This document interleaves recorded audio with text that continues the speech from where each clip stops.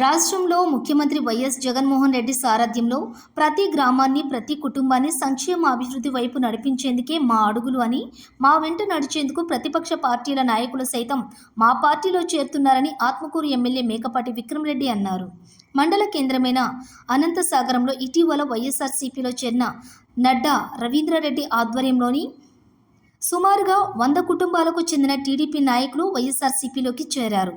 ఈ సందర్భంగా ఎమ్మెల్యే మేకపాటి వారందరికీ పార్టీ కండువాలు కప్పి పార్టీలోకి సాదరంగా ఆహ్వానించారు.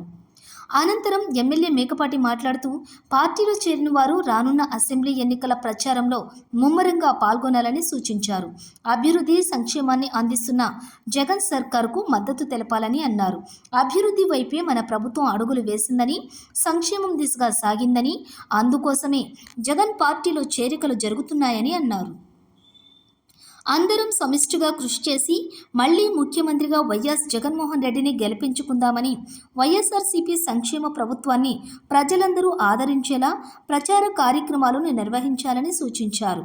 ఈ కార్యక్రమంలో వైఎస్ఆర్సీపీ నాయకులు, కార్యకర్తలు పాల్గొన్నారు.